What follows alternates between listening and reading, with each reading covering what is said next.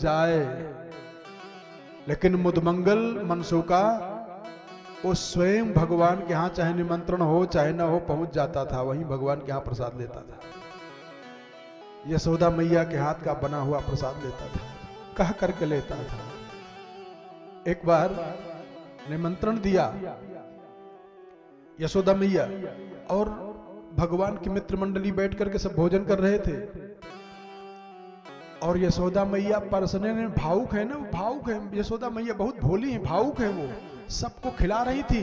तो सोचिए ब्राह्मण बालक है, अब इसको खीर कैसे खिलाएं, जैसे कच्चा भोजन खिलाने में कुछ दक्षिणा विशेष देना पड़ता, सबके यहाँ कच्चा भोजन नहीं खाया जाता है ना, जैसे पूड़ी सब्जी तो कहीं खा लेते हैं, लेकिन दाल चावल रोटी विशेष रूप से कोई ऐसा पात्र होता है तो खाते कहते कि ये तो कच्चा भोजन है।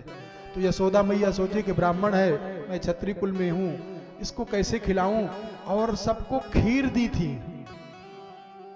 और मनसूका को यशोदा मैया इसलिए नहीं दी कि कहीं ऐसा ना हो कि गड़बड़ हो जाए, कच्चा भोजन हो जाएगा, ये थोड़ा परहेज करते हैं। अब मनसूका, भगवान बैठे हैं, सब बैठे हैं, मनसूका बैठा है। मनसूका देखा कि सबको खीर दी है मैया, हमको नहीं दी। मनसूका कह रहा है मैया अब तो बहुत बड़ा उत्पात मचने वाला है। तो भगवान ने उसको डांटा, कहा जब तू मिलता है ऊट पटांग बोलता रहता है, कहा देखना प्रलय मचेगा अब।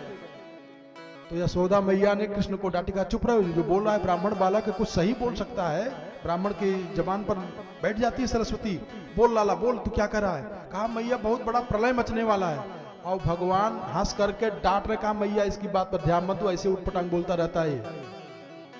मनसूका कहा कि देखना प्रलय मचेगा, केवल मैं बचूंगा और सब तहस नहस हो जाएगा। मैया कहा कैसे तू अकेला बचेगा। कहा जैसे आपने खीर से हमको बचा दिया है ऐसे मैं बच जाऊंगा। याद आ गया कि खीर इसको नहीं दी, इसलिए ऐसा बोल रहा है, उसको फिर खीर खिलाई है। मनसूका केवल एक काम करता है, भगवान को प्रसन्न करना है बस। जय